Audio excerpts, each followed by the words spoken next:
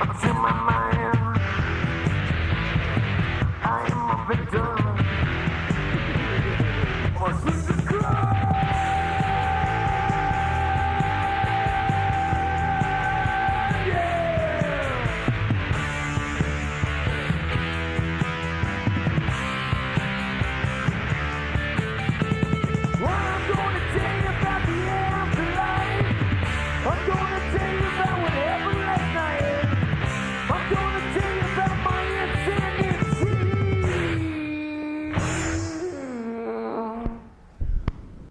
Welcome to the Chris and Mike Show. I'm Chris. He's Mike. This is Torsten. What's up? Torsten Coulson, our special guest today. He's a badass motherfucker. That's all I'm going to say. Nice. We'll let him. And he's That's also like the best intro ever. You're welcome. And he's like the salt. He's like the salt. This guy's such a badass that he actually is in charge of Nikki and I's life if we both die in a fiery car crash. And somebody has to take control of the estate and make sure it's all done properly. That's how much I love and trust this man. That's amazing. Very nice to meet you, Torsten. Thank you for coming on and doing every this. day that firing crashes don't happen. No, I just gave it a name, so I can't go anywhere this weekend. Or gave it a voice. Nikki calls it giving it a voice, so I can't go anywhere this weekend. I hope you never have to fulfill that obligation either. So, but that's awesome to know that that's the kind of person you are to Chris. So, very nice to meet you, man. Thanks for coming on and love it. Give us a short bio about who you are, what you've done, and how you came to know Chris. Ooh. You guys never said I had to give a bio. No, I didn't. I'd like to know who people are and dig down to, what got you into what you do and how did you come to know Chris? So just start with, what did you do for a living and how'd you get to come to where you're at now? No, and 100% we got to know people before we want to actually do business with them or even talk to them. Mm-hmm. Sure. So my background, let's talk about personal side stuff first before business. Okay. So native to Arizona. I was born and raised and very rare. Grew up in very rare. There's a rarity. I let people hang out. I charge people to hang out with me. No. So I grew up in North Phoenix. Two amazing parents. My dad was he was a World War II veteran.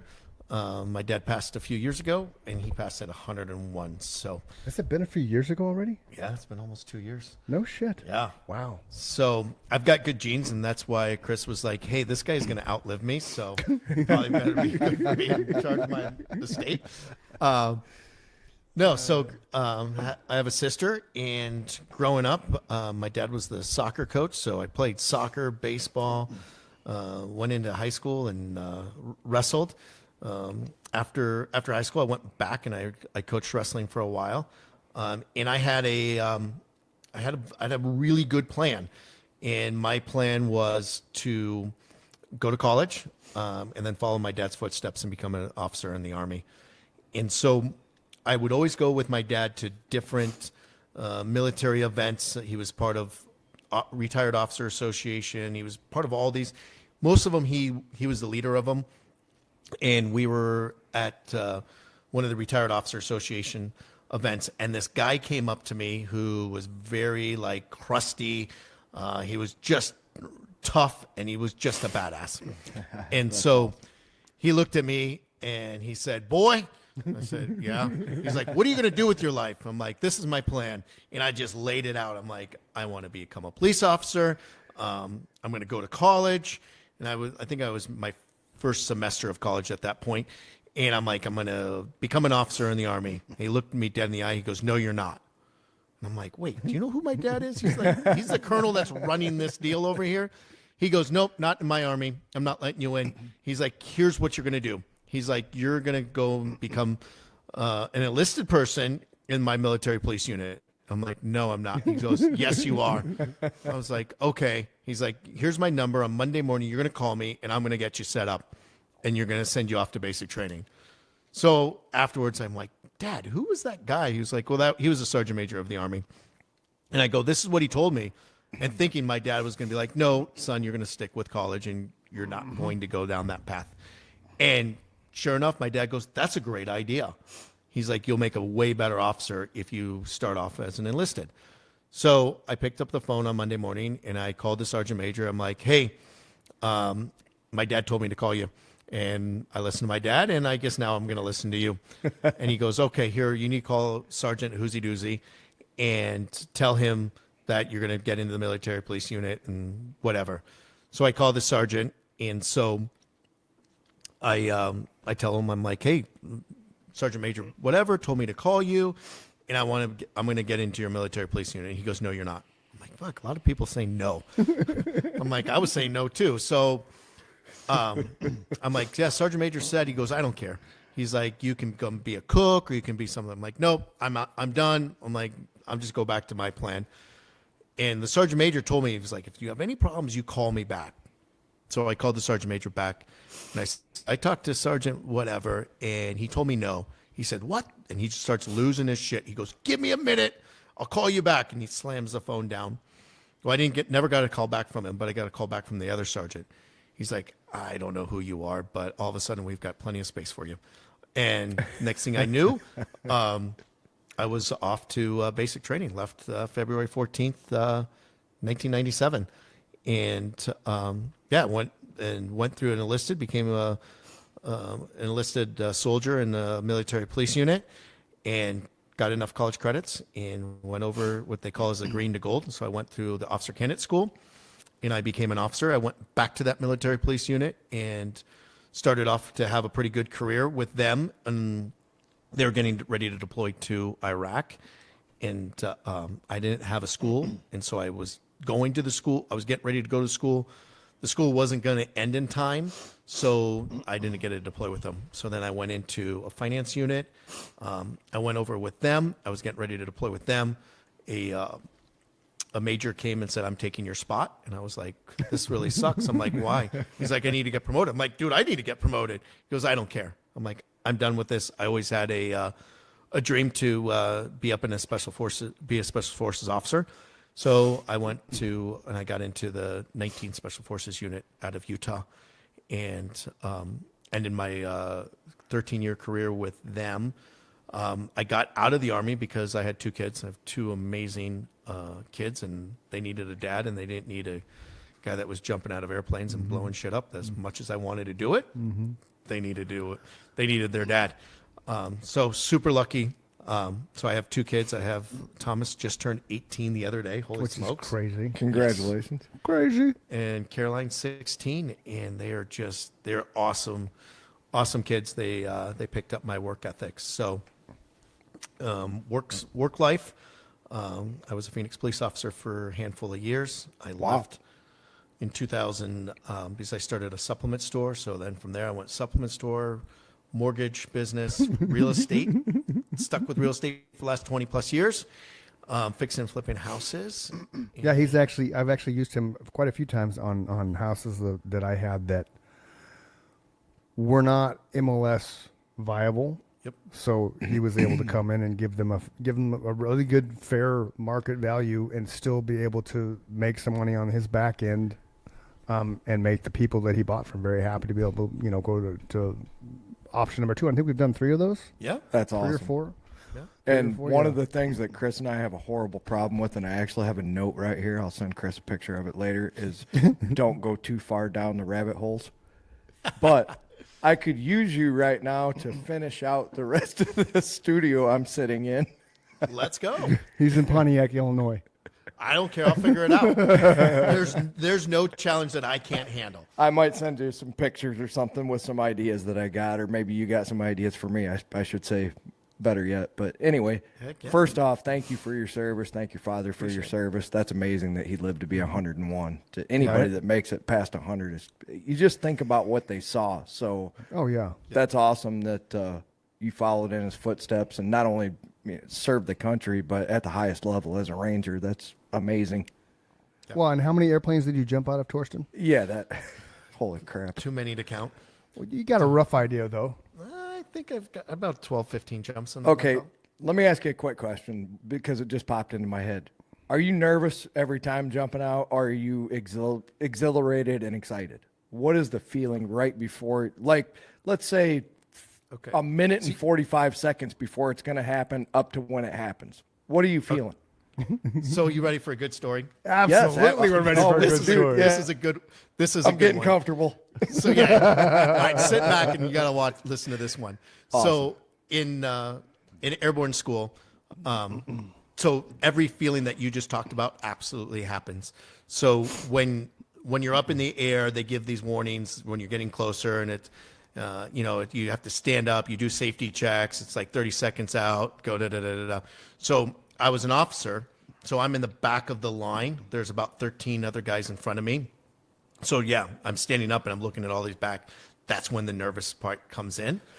And so it gets even worse because then you're kind of like, okay, I'm excited, it's getting going. And then all of a sudden you see the guy in front of you just like gone. Gone. He just disappears. He's out the door, out the door.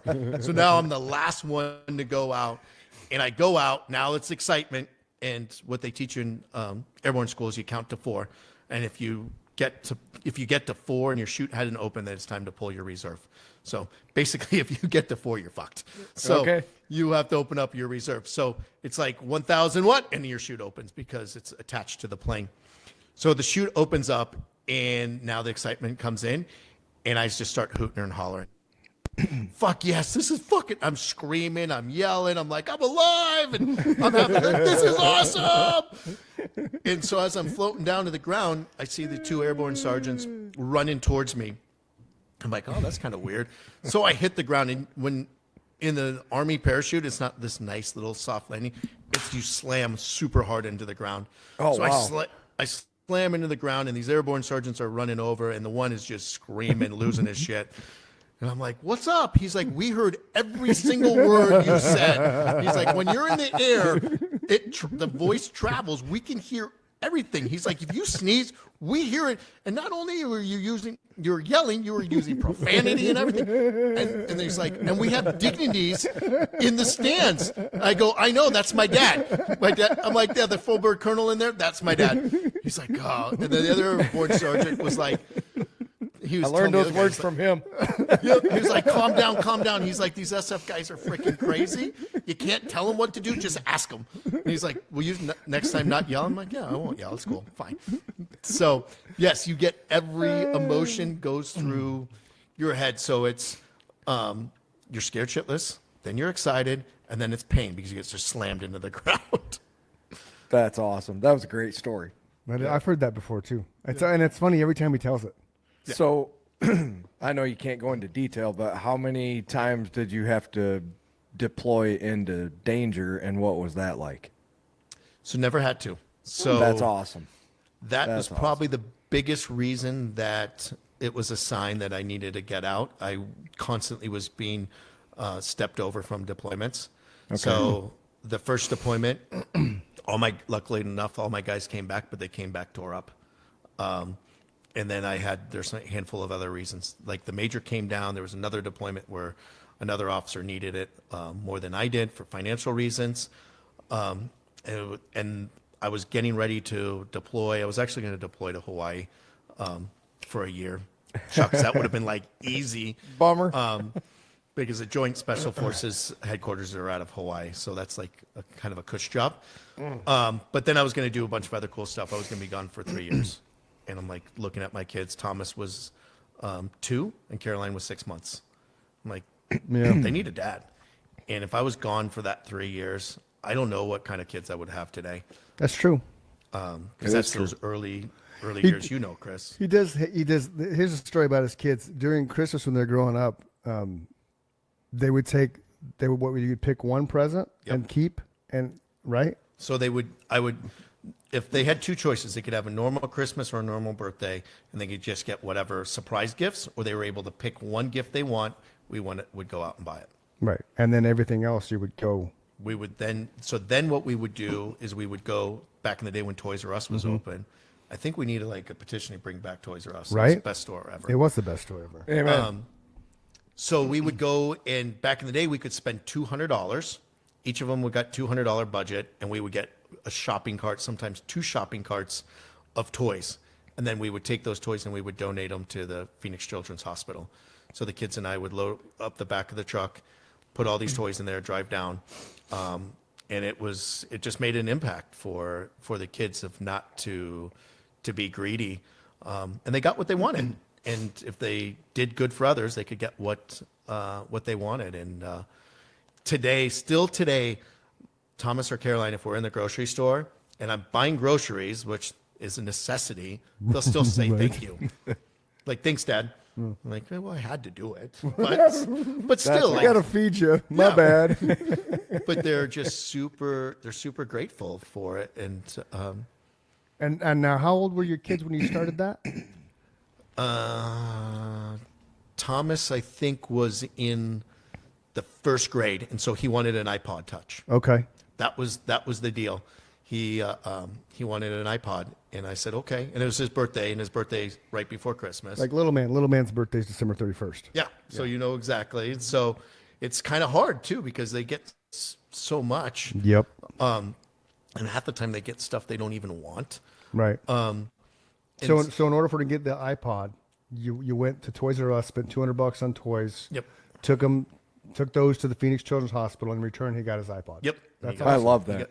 He got the iPod. I think I'm gonna have to do that with little man. Yes. I love that idea, that's a man. brilliant That's idea. great for anybody to understand the value of what they wanted in a visual, you know? Yep. Yeah.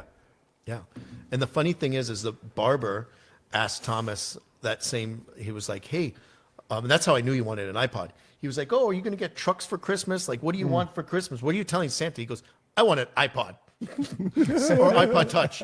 And so from there on out, the barber, Albert, calls him iPod Touch. So even today, That's funny. he cut his hair just last week. He was like, hey, iPod Touch. So I have a friend like that when I was working on Orange Theory, because the first time I met her, she was on the phone during Black Friday. And I was like, what are you doing on the phone? She's like, Amazon. So I called her Amazon for years, and then I finally learned her name. If you meet my dad and he gives you a nickname, you're stuck with that forever too. So I'm intimately familiar with nicknames. I love it. I do too. It's fun, man. You learn that kind of humor just keeps the world going around, you know? Heck yeah. If you can't laugh, life's no fun. Absolutely. Exactly. I talk about it, building rapport. I teach my sales guys. If you can build rapport and you make the person laugh, then you know you've been successful. Because sometimes people do it badly building rapport and they're cheesy. The people don't laugh, then you never built rapport. That's for a different conversation. But yeah, no, it's been successful. And actually last year, I asked the kids the same thing. I'm like, what do you want to do? They're like, Dad, actually this year we want to have a regular Christmas and surprise us. And I just went down and bought them a bunch of Legos, and we spent Christmas Day like building Legos. So with the 15 and 16-year-old, we were sitting there just building Legos, and I had just the best time ever. I guess 15 and 17. But yeah, but besides that, we've always done going out and buying stuff for others. It's worked out. So now this is a good transition because, you know, one of the reasons why I wanted Torsten to come on today is because he's doing something that, have you done this every year? Or is this the first year? No, this is, I think, year 4 or 5. They started doing it. I think it's been going on for 11 years. I've jumped in about 4 or 5 years ago. And you were reading my mind. I'm like, that's a perfect transition. Then it just happened. That happens a lot on this show, by the way. Mind reading. It does. The mind reading podcast. Right. But so it's called the Day of Giving, and it's just continued to keep growing and growing. So a good friend of Chris is also Brian Morse and Dave Bell. They started the Day of Giving, and it actually started from them when they were down helping out with, I think, Hurricane Katrina or one of the hurricanes. They had gone down there to give a bunch of toys and stuff out, and the government said, nope, we don't want your stuff. So they took the tractor trailer back here, and it was right around Christmas time. And so they were like, hey, let's start giving stuff and making people's Christmas. And so it's grown over the years. I think last year we had about 1,600 kids that showed up, and the kids get to come in, and the parents go one way, and the kids go into the toy room, and they get to pick whatever toy they want. And it's not just one. They get to pick a big toy, and then they get to pick a bunch of stocking stuffers and things like that. And there's volunteers that help them go navigate through why the parents are going and be able to get food. So they have food for Christmas. They have stuff also to give to them. And it's a huge impact. And I think it was about 4 or 5 years ago, Brian was like, hey, come out to this thing. I didn't have no idea what it was. And so I was like, yeah, I'll come out and check it out for 5 minutes. I ended up staying all day, helping, making stockings and passing out candy and stuff for the kids. It was absolutely amazing. So this year it's grown. Yep. And we're at the Peoria Sports Complex. So this Sunday, December 15th, it's at the Peoria Sports Complex. We're hoping to get about probably 2,000 or 3,000 kids that will come through. We've bought probably almost $100,000 worth of toys. That's awesome. That's amazing. Everything's done through donations. The Peoria mayor, he went on a shopping spree at Walmart with his own personal money. I think he spent $30,000 at Walmart.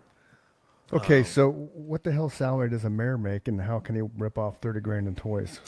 So the mayor doesn't take a salary. Oh, what? Okay, I don't think he takes a salary. So who's the mayor? He's got to be somebody if he can rip off 30 grand. So he sounds independently wealthy. Yeah, he is. Yeah. Okay, so there you he's have the it. biggest defense contractor for Bulletproof Vests for the Oh, government. well, there you go. So That's how he ripped off 30 grand, Chris. no, it's terrible that I can't think of his name. That's okay. But him and his family are absolutely amazing. Great They've story been out that he doesn't take a salary, and great story that he donated that much to a cause like that. there. Yeah. I love that idea too. I can understand why he would do that it blows my mind that you've grown it to the point where it's at the Peoria Sports Complex and Yep. you're talking six figures. That's awesome. Jason Beck. Yes, Jason Beck. So, small world. I went to high school with a kid named Jason Beck. It's not that same Jason Beck, because that Jason Beck is a realtor in San Francisco. Yeah, Jason Beck was elected to a 4-year term as mayor of Peoria, Arizona in 2022. Yep. He and his wife, Jane, the former founder and CEO of Tire Tactical, an Arizona Manufacturer of the Year award-winning business and one of the largest private employers in the city of employee. Yeah. And so the difference of like a council person or a mayor or something showing up to an event, usually they show up for pictures and or they give a little bit of money and they're not involved. No, Jason showed up with his family and I think his 3 kids, and they got to work, and they were right on the trenches with all the other volunteers, just going. And it's a long day, and it takes a lot out of you. And he was right on. I had massive respect from the first time that he showed up. That's awesome. I love stories like that. Yeah. So the day of giving, it's super cool. It's like kind of like the highlight. We also do a backpack drive. So we did the backpack drive going back to school. So it's now a day of giving, and we've got one last push. We've got about $7,500 that we need to raise for all the vendors, because we cook for everybody. We'll do thousands and thousands of hamburgers and hot dogs. Cotton candy machine. Like it's not just show up and get toys. It's show up and it's a big event. Food, face painting, coloring. The girls are going to get their nails done. So for the older girls that need to come in, they're going to get their fingernails painted. It just goes all out. And the problem is we get closer and closer. We're like, we should do this. We're like, yeah, let's do it. Oh, that's cost a few $1,000s. Oh, we should do this. Oh, that's another few thousand. Yeah, So we're like, yeah. oh, shoot. The other day we're like, yeah, we're a little bit short on capital. So we've done a push, and we'll see how it goes. Yeah, the most I'm doing this year is I'm playing Santa Claus at Sean Chambers' Run Your Race event Saturday morning. You would be a great Santa Claus. So that's something, man. That's something. But I'm sorry, Santa Claus is a little bigger than you. I know. I have a pad, dude. I Oh, bought do a you have a pad. pad? I bought a stomach. Like a double pillow. Yeah, I got a big. You put it over my shoulders, and all of a sudden I'm like fucking, Or you can just say Santa's trimmed up, kids. Yeah, This and is then what Santa was supposed to look like all along. Yeah. Where is it? Is it down there? No, there's a picture somewhere around here. Oh, it's over there, on the TV stand. See the Santa head? That's me and little man. I love it. And I have a mask, a Santa Claus mask, which is why he didn't cry. He was just looking at me like, who the fuck are you? So that's why we captured that, him staring in Santa's face, because the mask, with the mask on, like legit, you can't. Sean won't let me wear the mask. I have to just be casual with it. Right. But it's, When is that, this weekend? Saturday. Oh, this The Saturday? Saturday race, yeah. It's a kid race. It's a gingerbread 5K. Oh, really? Yeah. So I show up and they come after the race and, what do you want for Christmas? Give me a candy cane. So I love it. I would come out and see you, but on Saturday busy. is Sunday is the day of Right, giving, that's but what I'm saying. Saturday is the wreaths across America. So in all the veterans cemeteries, they're putting out Yeah. wreaths for all the soldiers. That's So awesome. I'm going to go out there and do that and support Dad. And There you go. so I've gone in my dad's section.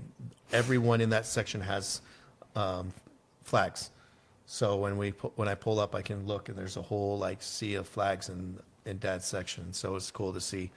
Last year I showed up and they hadn't got to that section. The reefs didn't get there. So this year I'm going to make sure it gets there. Yes. Gets there, so I don't have to go buy reefs again. If you're wondering why I keep looking at the computers, I'm the timekeeper, so I mark the time for stuff that we like. Oh, okay. Yeah. You're not playing Tetris? No, I'm not playing Tetris. Okay. Don't Okay, mind Russ. him. He's a multitasker over there. Right? I don't have my glasses on nor my contacts in, so Well, see, you and I guys have- are fuzzy and I can't. So if I appear like I'm squinting, I am. Right? Well, and I'm wearing my glasses today because I have one of those bad contact days, man. I'll tell you, my Christmas blessing happened last night. So I came in the house and I was like, it feels a little chilly in here. It was 58 degrees in my house, and the heat had been trying to run all day, and it was going to be 7 degrees last night. So, Wait, what'd you just say? oh yeah, 7? 7. Because he's in Illinois, man. I live in Illinois. Yeah. Are you like to be a popsicle? No, this is where my family's at. I lived where you were at for what, 17 years, 18 years? Yeah, long Yeah. time. Yeah. But I came home, I don't know, 14, 15 years ago now. Be 15 years in a week. Yeah. So Yeah. luckily, Yeah. Go ahead. luckily I live in a place where, people won't let you freeze to death. So they came out and fixed it. I knew what it was, but I have a 1963 boiler, which is older than all of us. Right? Yeah, it is. Yeah.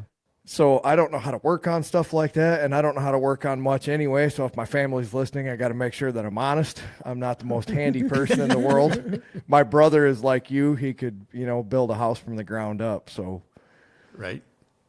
he lives, too far away to help me out. But anyway, I was so thankful that the guy not only showed up, but I felt like it was a fair price for after hours because I don't get off work myself until 4 o'clock. We work 10-hour days. So Oh, wow. a lot of things are closed by the time I get off, and I'm like, holy shit, it's going to be 7 degrees tonight. My house is already 58 degrees. I don't like being cold. No. Who I can does, handle man? it. I can handle it as long as the wind's not blowing. I mean, you get used to it just like you get used to the heat in Arizona. Believe it or not, you do. You just learn to adapt, and there's things you do to survive in the wintertime, but nobody wants to be in their house and freezing to death. It's almost like that survival instinct kicks in immediately. Holy shit, I can't even take my jacket off in my own house, and now how am I going to survive a night like this? It gives you an appreciation for how people lived 100 years ago, Yeah. No, completely. But when this guy left, obviously being in a small town, the same people come back. This is a pretty good size HVAC business, but for something that's that specific, they usually send the same people. So I gave the dude a hug when he got done. I was like, dude, you saved my ass, man. I was like, I just wanted to come home from work and take a shower. And when he left, I thought, man, there's some disadvantages to not being in the city. There's inconveniences. Like I told Chris, I didn't know Amazon they'll send it to you when you want time, where you could pick the time kind of shit. Right. Best we can get is 1 day. But Now, true Amazon story. Mike was Amazoning when you just went to the site and it was an HTML code. Right. That's how long Mike's Amazoned. Oh, yeah. We started Amazoning during COVID because Right. you just didn't pay attention to it. the first Right. time I saw the Amazon website, there were no pictures. It was hyperlinked text. Yeah. 1992. Really? How crazy is that? Yeah. Was when the dinosaurs were around? Yeah. Yeah. They were only selling books and a few select items. I mean, you could order a couple things, but it was mostly like Walden Books online back then. Right. Had to start somewhere. Yeah. Now he owns the world. Now he's single-handedly responsible for shutting down every shop. What is it? What are they called? Not shopping malls. What are they called? The big malls? Box retailers, Toys R Us. You mean like the Mall of America? Yeah, those things. Yeah. Yeah. You just call them malls. Okay.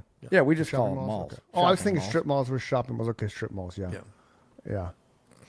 Yeah. Strip malls. Yeah. Strip malls versus shopping malls. Yep. Thanks, Amazon, for shutting down our favorite store, Toys R Us. Yeah. Along with everything else, because You know what, though? We all do it. You know what I'm waiting It's for? just so easy to have something sent to your house. I had this epiphany last night because I was watching. I got forced to watch commercials when I was watching the football game because it was live. Right. Hey, so quick squirrel Burger- moment. Okay. That was the 4th NFL game this year where there were no touchdowns, and if you just put $1 on there being no touchdowns as a side bet, Yeah. it's usually like between $700 and $900 every time. Holy It's happened 4 shit. times this year. So on my trip to Michigan and back today, my buddy told me that. Wow. Okay. I'll have to do that next Yeah, time. it's Crazy. $1. What I loved about that, staying in the squirrel moment, Yes. is fantasy football, which I never really did, but now I kind of got into it finally this year. The team that I'm playing against, the quarterback was Brock Purdy. Even though I love Brock Purdy, I was very happy that he didn't throw he threw no touchdowns. His actual fantasy football score last night, Brock Purdy, 3.98. To put that in perspective, Patrick Mahomes will do 40 points all day long. Really? Yeah. So 3.98, 4 points, which that swinged in this playoff. So it swinged. We're so boring him. It swinged. I don't know. Fantasy football? I don't either, man. But my buddy Brent Hatfield that I went to high school with, he got me into it a few years ago, and I sold their townhouse and helped them buy something else. And you should play fantasy football. I'm like, I don't know anything about that shit. So I finally this year like okay, I can get into this, a little bit more. And so it's stupidly fun. And the Giants suck ass. I have nothing else to do, man. Right. Fucking terrible.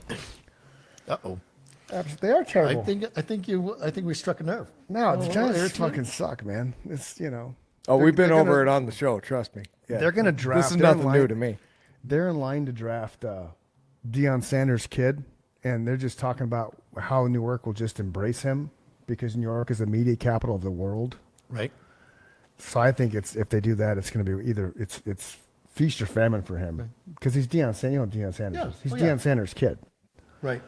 So Well, I happen to know a few New York Giants that go to church with me, and they're super cool. We might have to text them and be like, and who are they? it's Boogie. Who? Boogie. Boogie. And Boogie. yeah, Boogie. His name's Boogie. Yep. That's a nickname. No. Okay. Who else? He's like, no, that's his name. Pull it up. Okay, so you got to hook me up with the Giants players. We'll have them come on the show. Okay. We'll do it. Boogie. That'd be awesome, man. I don't know a Boogie. I'm racking my head. Jeff Schwartz was when I did my radio show on iHeart. I was there one day when Jeff Schwartz just came off the Fox Sports show. Kid you not. Uh-oh. What? Is that you or me? I restarted, dude. It says Chris and Torsten. It's you. I restarted, man. I completely restarted. I have to move my computer to come in here. That's so weird. We'll see what happens. It's not. But yeah, so Jeff Schwartz Hold and I. on. Okay. It's definitely not recording. No, I'm still counting down over here. Yeah, but you And know, I still have I have a record light. Yeah. I got a record light up there and it's counting down 33:49, 33:50. But yeah, up next to Chris and Mike show it says record. It was weird too. Today it said I had no internet when I first signed on. I'm like, that's ridiculous. I got internet. Isaiah Huggins, Isaiah Huggins. wide receiver. Okay. Yeah, they both live here. And who else? Well, Parrish. Will Parrish? Yeah, he was there, but he got traded somewhere else. Okay. But yeah, it's Boogie and Boogie's a nickname then. I think so. Well, if his name's Isaiah. No, Is it- that's two people. Oh, okay. Isaiah's the Oh. the wide receiver. Oh, gotcha. And then Boogie, I think. What are you looking at, Mike? I just went over to Twitch to see if you guys were still there. Yeah, are we there? Yeah. Yeah, guess that's what I'm saying. Yeah. It says recording. I don't know. But when I first signed on today, too, it told me I didn't have internet. I'm like, what? Internet? I have internet. I'm like, you kidding me? Yeah, Boogie Okay. Boschman. Picture? That's a dog, Torsten. That's a dog. That's a dog. He showed me a picture of a dog. Ouch. Boogie, if you hear this, it's loading. He sent me a picture. He showed me a picture of a dog, Boogie. And by the way, I've been a Giants fan basically since 1986. So I'm not a fly by night fair weather fuckhead, you know. Right? Anyway, There. Can you see Okay. that little picture? Do you have your glasses on? Boogie Basham. Oh, a linebacker for the Giants. Okay. Yeah. Boogie Basham. Yeah, let's have him on the show. Like the nicest guys in the entire planet. And so I lead a table at Real Men. So I've got Boogie, Isaiah. I'm short. You can't tell because the way I'm sitting. But these guys. And so like when we go around in like a prayer huddle, my arms are like this. I'm like, come on, guys, you need to get a little shorter. Oh, So- yeah. No, Jeff Schwartz. My story was Jeff Schwartz.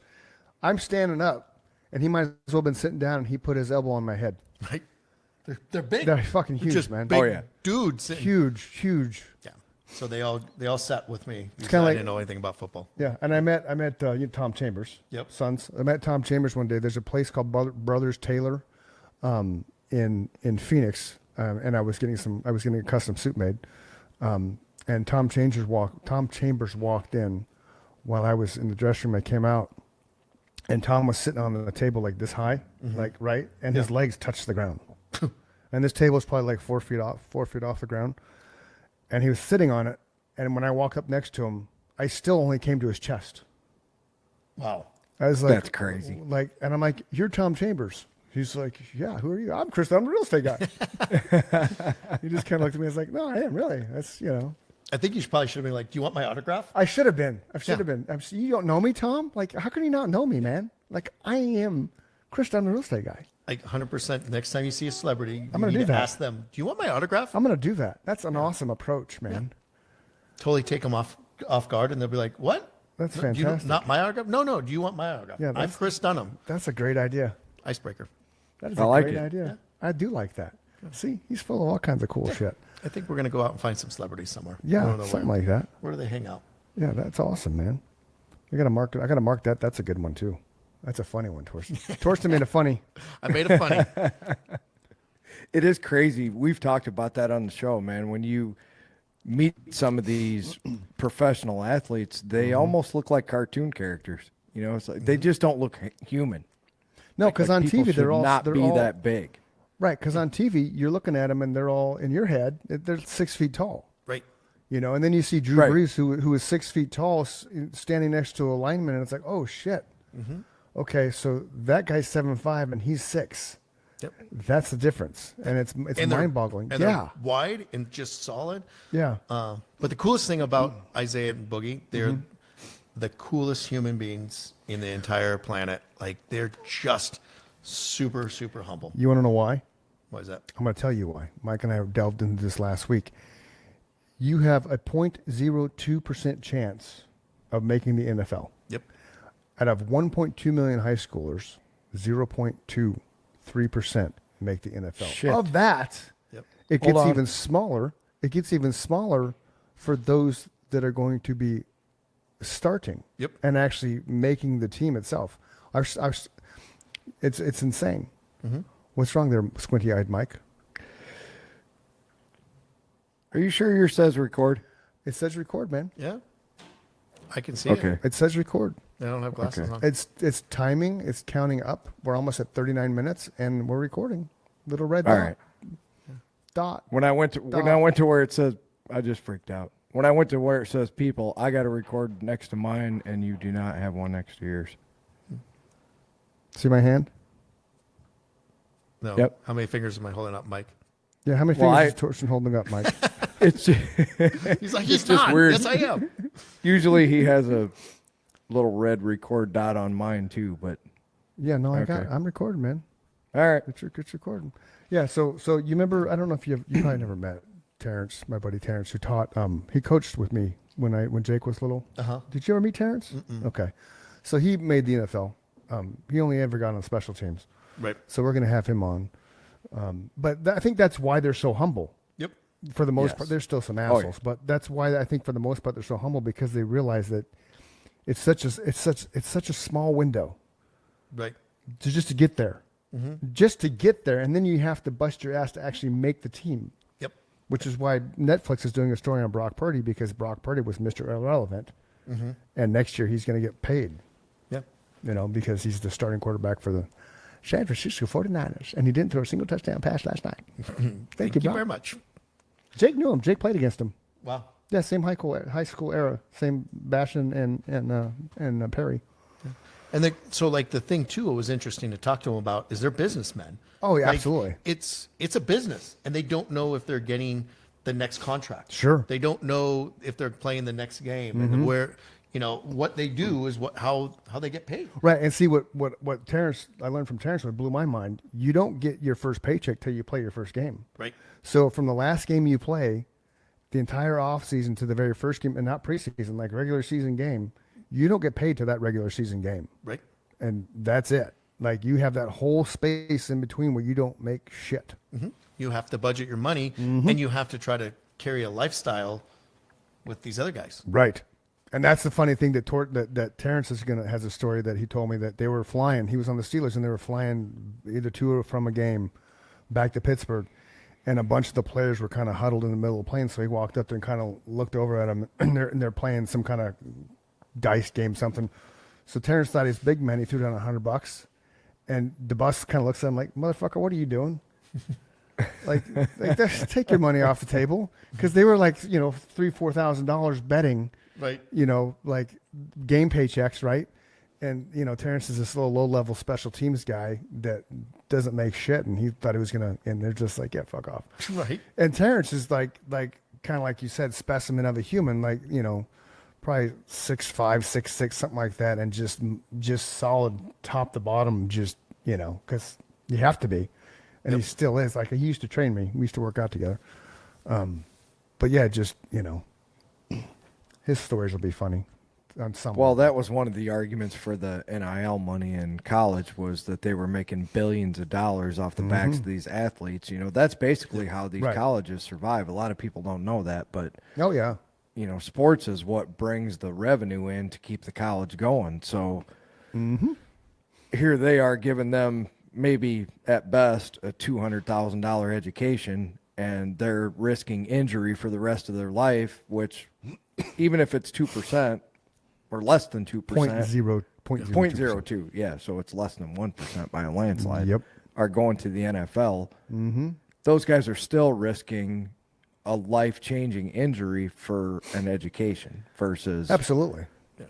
potential millions of dollars. So Well, and now college players are getting paid, the good ones, because Deion Sanders' son. that's what I'm bought saying. That's Deion where a house. they call it NIL. I can't remember Oh, okay. what it stands Yeah. for, Yeah. but that Okay. it's basically a contract not only for an education, but I think the quarterback for Oregon was making $7 million this year, more than the coach. I know that. Yeah. He's driving Yeah. a Ferrari.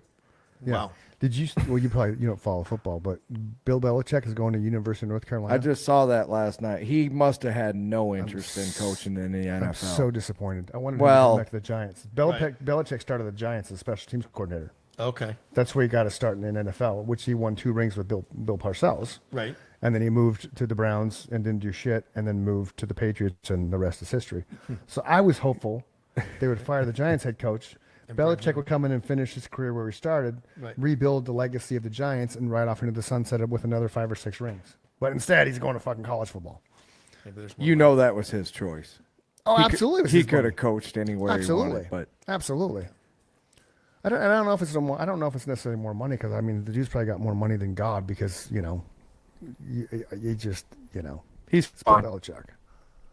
Yeah. What he Nikki's wants home- to Nikki's do home and is cold 'cause develop- He turned off the fan. I heard him talk about it on Sports Center or one of those. He said he wanted to develop a pipeline, a different way of coaching college football, I like can see that. preparing these guys more and more for the NFL style Mm-hmm. football. He wants to change the face of the coaching of the college game, is basically what he said. I can see that. He's got a plan, and I believe it. There's something I watched This is the tale of two teams. You got the Patriots and the Cowboys. The reason why I bring those two teams up because it's the polar opposite. So the Patriots, when Belichick was in charge, nobody was in the building when they were practicing. Everybody was on the field. It was a lockdown. Nobody was allowed in or out of the facility. No media except for maybe one or two people. Nothing. It was like straight up kind of like he'd lock it down like a prison. Right. Sure. Right? Because that was the culture he created. Cowboys, on the other hand, Jerry Jones flew in on a helicopter last week during the middle of practice and landed on the practice field in his helicopter. And you wonder why they have not won a championship game since the 90s, a Super Bowl since the 90s. Right. Because the culture there is Jerry Jones, look at me, look at me, look at me. Where Belichick was like, do your job and shut the fuck up. Think about it. Tom Brady never really talked until he left the Patriots. Right. Gronk never talked until he left the Patriots. People don't talk to the media until they leave the Patriots. They have the Q&A, right? They are polite, respectful, but they don't open up about anything. And so if you've never seen them, there's a documentary on Tom Brady, which was fantastic. I think Netflix. And that really sheds light on everything. It talks about all the little stuff they did with Deflategate and, when they were spying on signals and shit and getting in trouble and all those kind of things.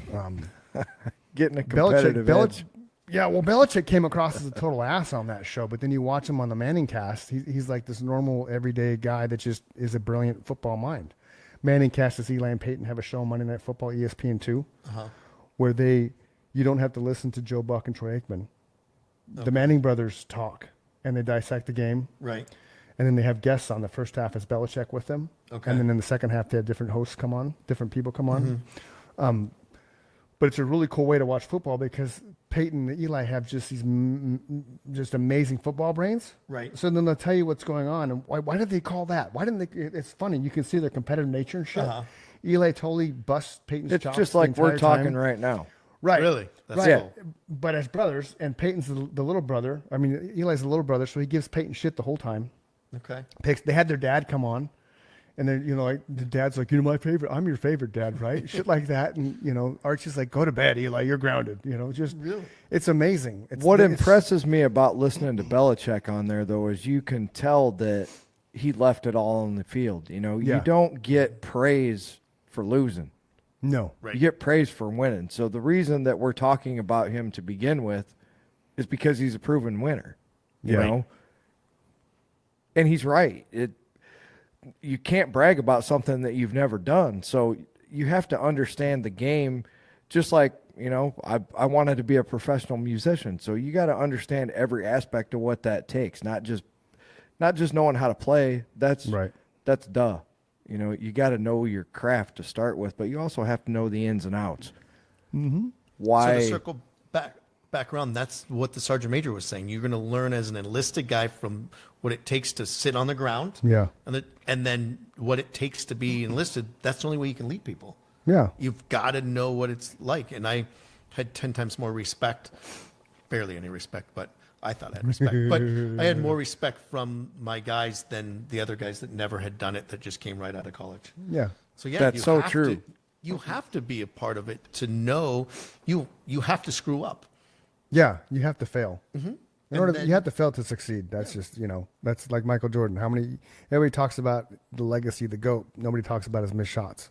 Yep. How many shots did he miss? You know what I mean? Mm-hmm. Like Michael Scott said, that you miss 100% of the shots you don't take, which was a Wayne Gretzky quote. Yep. But then Michael Scott took it and made it his own.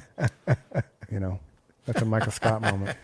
Well, that's like we've talked about several times. Nobody sees all the thousands of hours of practice that went into that 2-hour performance, right? Oh, hell no. Nobody. 100%. Or in your case, if you're in the military and you do a mission that everybody applauds, nobody saw all the planning that went into that and all the practice all the way down to every detail of what happens if this happens.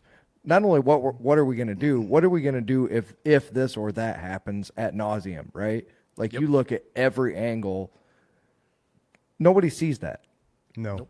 They're just like, wow, that guy's really talented. He just gets up there and plays guitar, or holy smokes, they saved the country again just by accident, Yeah. Hey, he's jumping out of the airplane quietly this time. Yeah, exactly. He learned his lesson. You're talking thousands Did you jump of out hours. silent every time after that? Oh, yeah. I did. Okay. And I asked my dad, I go, did you hear me? He goes, oh, I did. And Oh, I heard. he's like, that's my boy. That's awesome. If you look out that window, Torsten, you're going to see a chicken. Is it chicken? See the shadow? You're There's the head. I think I don't know which one that one is. The white one's Lulu. Oh, there it I know- is. yeah. There's a chicken in the backyard. There's 2. Yeah. We have 4 actually. They don't lay any eggs. I had to buy a dozen eggs yesterday. Here. You got to lean in because It's There you winter time. go. There you go. Say Hi, Nikki. I might. There you go. Chicken Wrangler. Chicken wrangler. Yeah. Did you ever see the video I made about when the chickens don't listen? No. Oh my God. I'll have to send it to you. You know what's funny?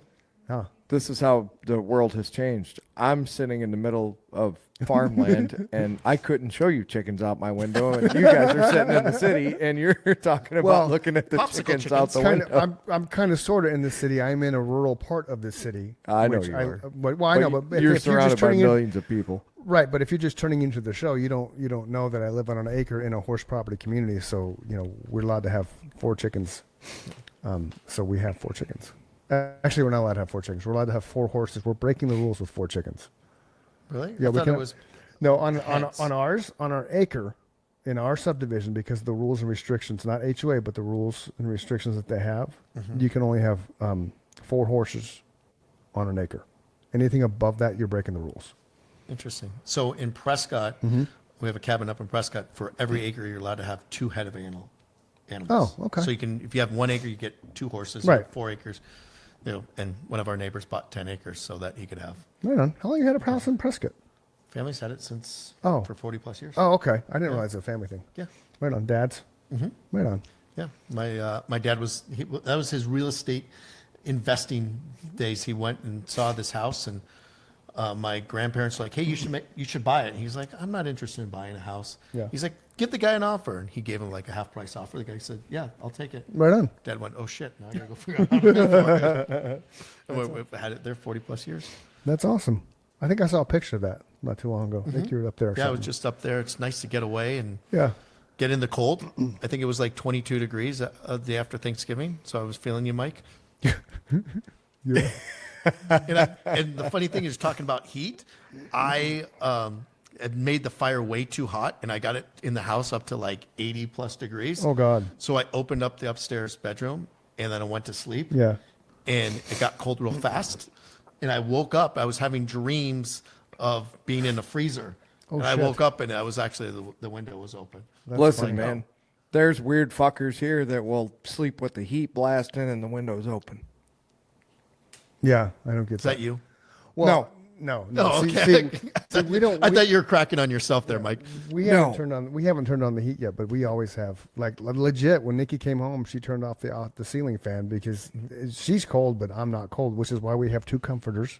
Right? I have an oscillating fan on the ground that hits me. We have a fan above us, but other than that, it's I don't remember we probably turned on the heater last winter at some point in time, but we haven't turned it on yet this year. Yeah, I won't turn it on either. I refuse No, to. I mean, it's 75 degrees, man. Right, exactly. you But know. even when it says cold, put a jacket on. The kids complain. I'm like, get a comforter or put a jacket on. Well, yeah, when I get little man in the morning, I wrap myself up in a blanket and I go down the sidewalk to the back porch Right. and knock on the door and grab. Yeah, right now it's 66 degrees in Arizona.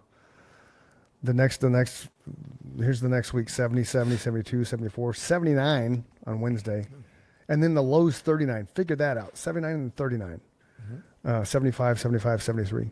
So today it's 68 with a low of 43. So Thomas's third job is he works at a ranch. Right. And it's up in North Scottsdale.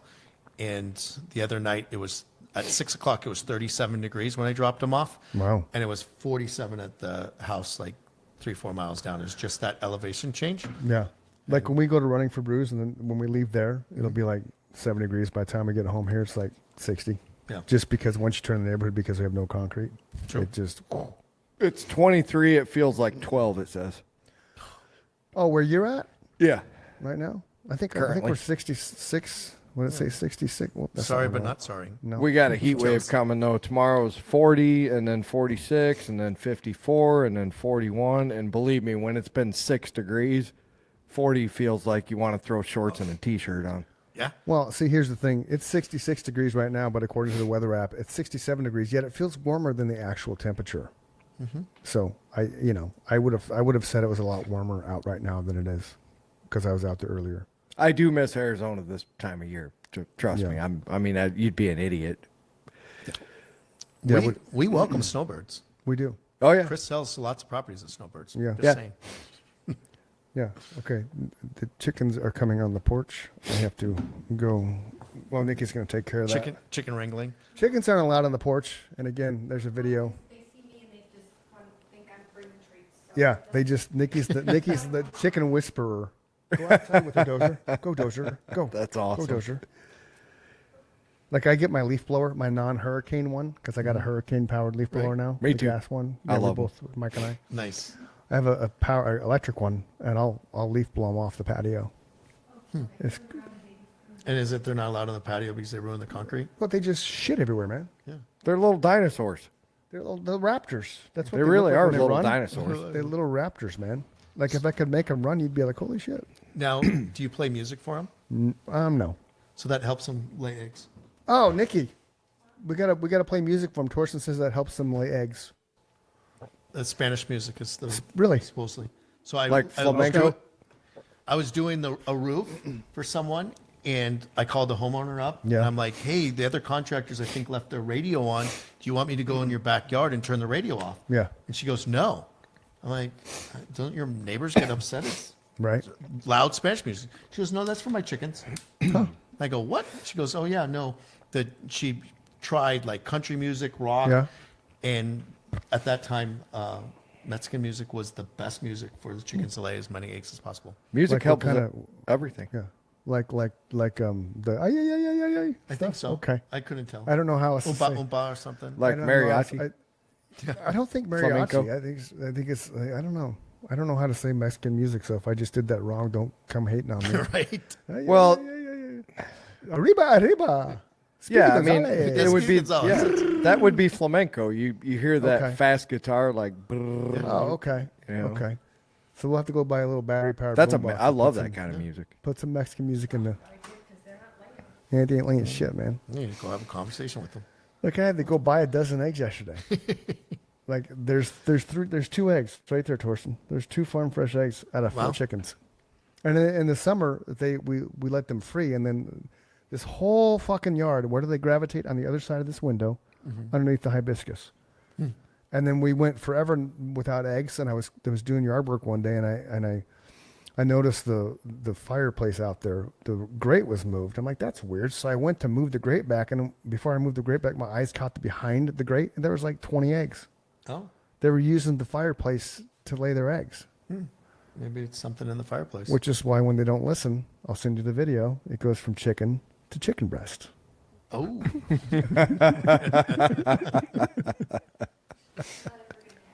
It says Nikki won't eat anything that she names. I can You know, I can go you know. with that. You know. So that's why we don't have cows, Right? because I'm not name gonna- them? right. She would name the cow, and then we could never Right. chop the head off and gut it and quarter it and eat it. Not going to stop me. When you said cut the head off, quarter and eat it, Yeah. I was done. Okay. I cutting the head off. I'm like, no. I'm Well, good. you shoot when Oh, when I I'm was not on- cutting the head off, but No. somebody No, no, that's no. qualified can Right. do Well, that, the and then concept. I'll eat the remnants. when I was up working with Chuck the first time I ever went up and worked with Chuck on the cattle ranch. The third day, gave me the 22 rifle, and he's like, "Walk up and shoot that cow in the head between the eyes." I'm like, "Okay." Gave him back the rifle. The cow was still standing. So he went back to the cow and went doo doo, and then the cow dropped. And then we got a Are you bulldozer. talking with the No Country for Old Men? No, I'm talking about when I went up north and worked with Chuck. The No, I Legend mean of that Charles same Lane. kind of tool that they killed the No, cows no. with. It was a 22 rifle. It was just. Oh, 22 okay, you're it talking wasn't- actual No, gun. it was a 22 rifle. The cow was lame, and so we killed it. And then bulldozer, once it on the ground, we tied chains around his hind legs and hooked them right, and then put the hooks on top of the bulldozer and lifted it up so the cow was hanging on upside down. Right. Right. PETA is gonna love this. Basically took a giant Bowie knife. Remember Crocodile Dundee? Yeah. That's not a knife. That's a knife. That's a knife. Right? right up between the legs, the crotch basically, and went. And then once that all opened up, you just kind of pull it open. You reach in and pull all the stuff out. Right. Which in doing so, it was pregnant because there was a baby in there, but we didn't know that because it was lame. So you know that was veal, which we packaged that and sent it to Nikki because she loves veal. Stop it, she said in the background. You killed Pete the cow. But, and then you basically chainsaw. You will actually to continue that process. You basically take the knife and you start slicing. You just pull the like if I was gonna skin you, I would cut your arm open and I'd grab a piece of your skin and I'd start doing this as the skin would pull off. Okay, I'm not gonna serial killer? No. He's not going to, but him and I are both fascinated with serial killers. Nikki, you need to be careful. Yeah. Nah, we're the least threatening people on earth. We don't have that kind of ambition. But so you're basically kind of chopping at the skin as you're pulling it, right? Not the skin, but the fucking the coat, whatever you want to call it. I had a loss for words there. The hind. Oh. The what? Hide. The hide. Yes. So you're pulling the hide cut. Pulling the hide cut. So you're pulling the hide from like the flesh thing, right? So once you get the hide completely off, you have this perfect specimen of like an animal without the coat, right? And then you cut again. When you cut again, that's when all the gizzards come out. He had probably 15 hounds, legit hounds, right? That used for every time we went out. For whatever reason, we'd go out riding. We'd have at least 5 hounds with us. For whatever reason, to scare mountain lions, to help corral the cows and shit, because we did a lot of herding and stuff. So as soon as everything's on the ground, we walked away and he let the dogs out. 20 minutes. Everything that was on the ground was gone. Right, and it's just the gizzards and the intestines and not the heart or liver because they kept that, but everything else you can think of, the bowels, just the nasty stuff, just gone, and the dogs devoured it. And once they devoured it, then we went back, and that's when the chainsaw came out, and you just fucking start cutting this thing up. Wow! And you cut into 4 pieces, 4 hinds, each leg, each here down. Then I think it was the forklift that came to get it. Then they tied on the forklift and drove it to the freezer. Wow. Put it in the freezer, and then that night the fucking steaks. Amazing.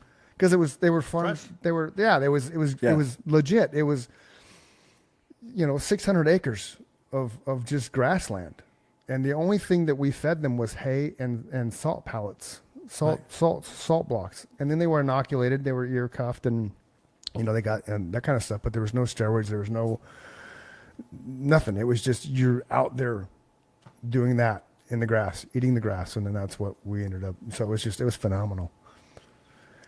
Do you want to know something that's probably you're going to go, this is a little weird? That you telling a story about shooting a cow bothered me, but if you were like, yeah, I shot this bad guy, I'd be like, dude, this is awesome. Tell me more about it. Like, yes, dude, running in South Phoenix, I'll shoot him. But shoot a poor animal? Well, I got a problem. I don't think I could do that. Yeah, I could shoot a bad guy. Yeah. Or a terrorist. Yeah. But I couldn't shoot a cow. Yeah. So, yeah. Are you vegan?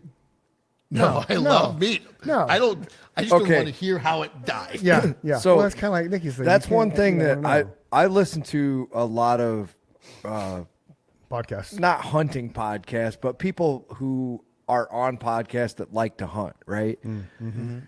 I'm with you.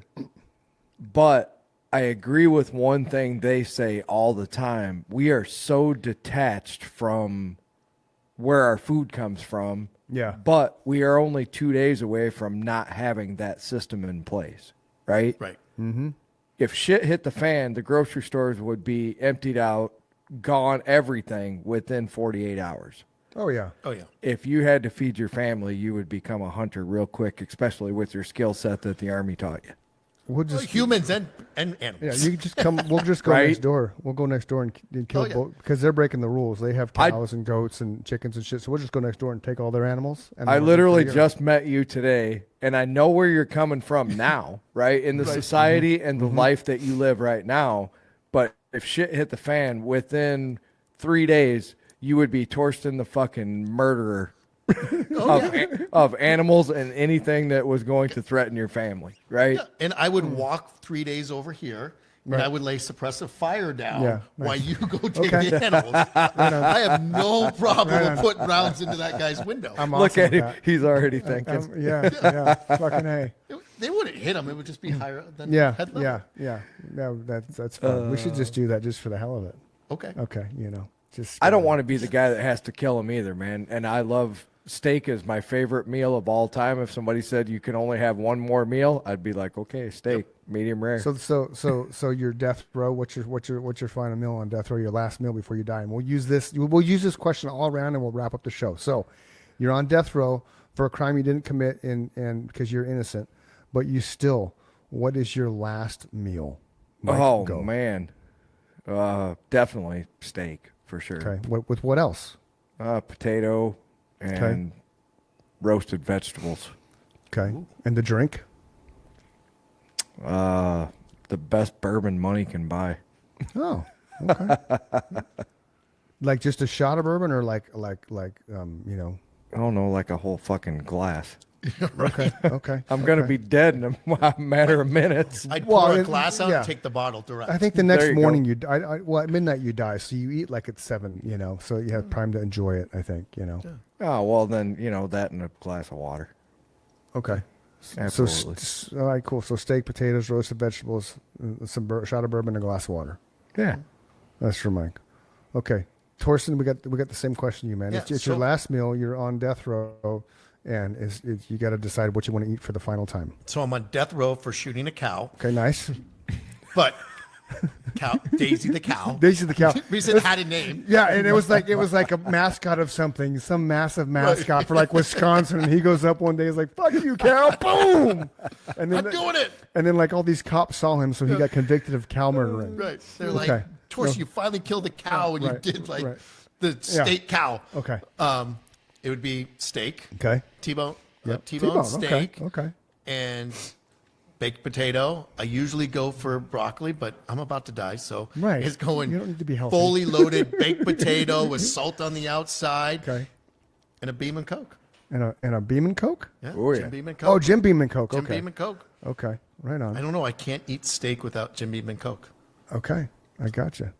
I like a good drink with a steak for sure too. Heck Absolutely. Yeah. If we're gonna do it, let's do it right. Going out in right? style. You got to knock it out of the park. So, what does that say? 6. Okay, so I would agree with you with steak, but I would have like a 10-ounce butterfly filet mignon, medium well, right? Wait, did you just say medium well? Yeah, Did he just say medium well? yeah. So I'm about to go on to death row. So it's been nice having you on the Shoot someone. podcast, Torsten. It's a pleasure to meet you. Chris's Let me last take meal my just boot got off, so- fucking ruined. What do you want? What do you have your steak at? I just said medium rare. Medium rare. Okay. Yeah, I'm medium well, right, Nikki? What do I eat my steak like? Medium well. Yeah. I have a little pink in it. What does Nikki eat her steak at? Medium well. Oh, There's a okay. little pink in it. There's pink in it. It's not raw, rare, but there's pink in it. I'm about to take my boot off, and that's the same thing. If there's pink in it, then that'd be medium. Okay, so medium. Okay, because there's pink in it. Right. Okay. Yeah. Okay. So If you err on the We'll side still of be friends. Yeah, if you err on the side of well, I understand what you're saying, but if there's still pink in No, it, it's not. I don't. Yeah. ruined. No, I don't. Yeah, I don't let them. I don't get that shit coming back black. No, I think it's Torsten still, and I are closer. There's going to be what people would consider blood on their plate. It is Yes. not blood. It's a chemical Right. they shoot into the meat that Yeah. causes it to be. It Yeah, so turns red when it reacts with the oxygen. Right. So medium. Okay. So medium. Yeah. 10-ounce True. butterfly medium with a ramekin of melted butter because that's how I used to always eat steak. I can agree with the fully loaded baked potato. I would probably do roasted vegetables as well, but then I want one of my friends for Christmas said this is her favorite dish or Thanksgiving was a bourbon pecan pie. Oh. So you guys both missed dessert. Like this is it. You're never eating again. So I would do the bourbon pecan pie. Right. And even though I do ice cream, I would actually do like a French vanilla ice cream on top of that. Then I would do a fifth of Jack with a can of Coke and then maybe a couple Budweisers to chase that shit. And then, maybe a little bit later, 3 Oreos. Okay. I mean, you got to do it up, man. If You gotta do it up. you're gonna die. This is it. Like, and then maybe if I'm lucky, maybe get a little side of like a little lobster tail or something just to kind of add a little flair to it, and Right. and then Nikki comes over for a conjugal visit and then, off I go. There you go. I think you planned this out. Because I killed the other cow. I killed Daisy's husband, right? I was there with him, and we both had we had enough of Daisy and Dawn, and it was time to go. Did you know at one time in I think it was early 1900s, lobster was considered not the delicacy that we know it today. It was actually for poor people.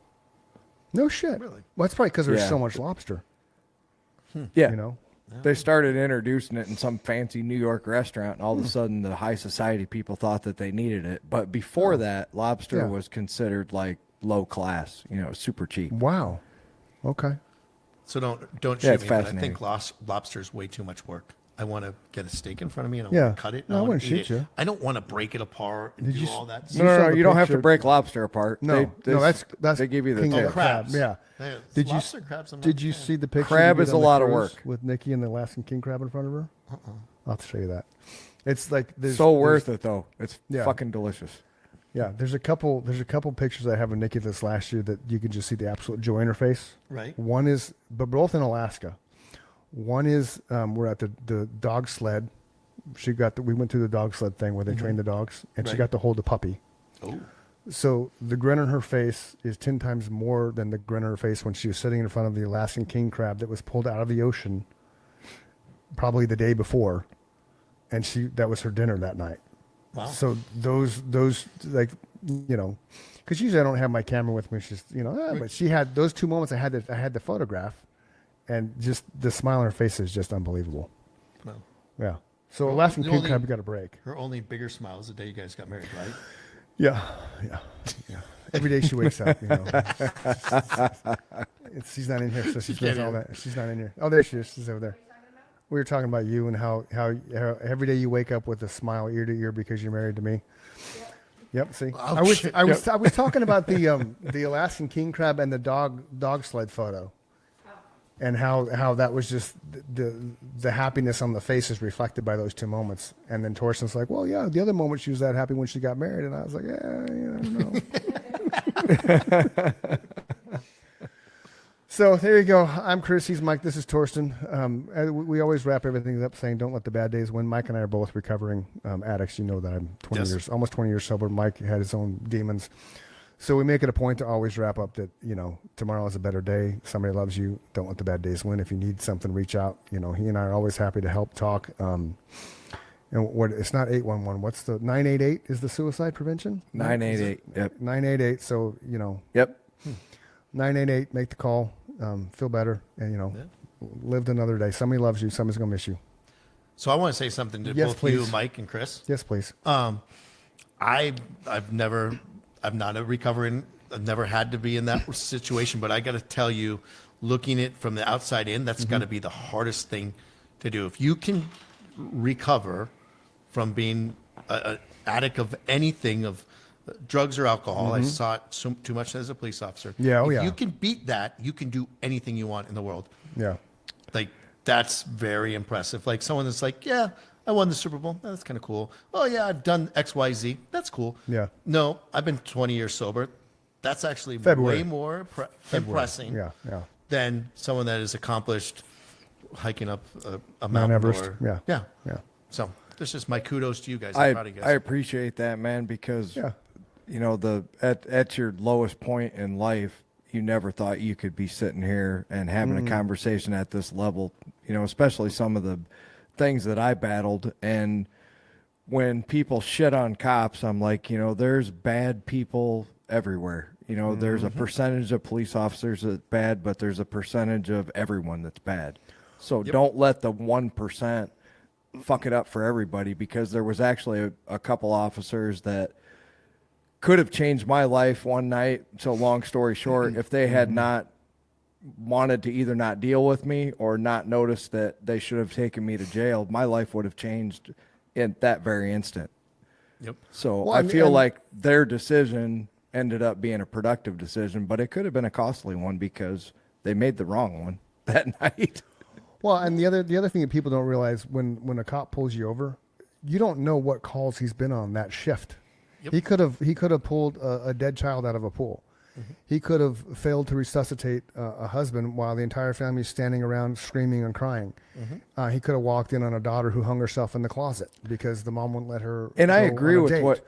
So I agree there's- with what you're yeah. saying, and I shouldn't have said he made the wrong choice because no, that's no, not no. that's No, but not I'm just- really true. But Right. he could have made an arrest and probably should have taken me off the street because, like I said, I was not in a good position. And when I told Chris that story, I was like, "Holy crap, man! If I had looked at me, I would have taken me to jail." So I'm not sure what made them let me go at that moment in time, but that was their can I tell you? decision that night. Yeah, He'll sure, tell you 'cause absolutely. he You was were a cop. there. Right. Yeah, Right. sure. So because they're sober, you weren't sober in that point, but they were sober and they saw something more in you than you saw in yourself. Because you're allowed discretion, and there was times there's like, I don't know, I just did it because I could see something in someone else. And when I told Chris that story, I told him I think it was mostly how I talked to him. You know, I did remain as calm as I could, and I was respectful, and I knew I did wrong, so I admitted to what I did wrong, and you know, like you said, honesty probably went a long way there. Yep. Oh yeah. Yeah. The I guy did that a- fights with you loses. Sure. Yeah, and understand, Mike, I wasn't going down that path because of your story. I was going down that path because, and I'm guilty with because sometimes I get pulled that I'm an asshole because like, why the fuck are you pulling me over? I'm not doing anything wrong, right? And Nikki will attest to that. That you know, Yes. that I just you That know was because it's you know, but I do because it's just I don't. Every time I've been pulled over, I really wasn't doing anything wrong. And I'm not going to go down to one story that was fucking ridiculous because that rookie cop decided to pull me over, and there was actually what he pulled me over for was a complete flat out lie.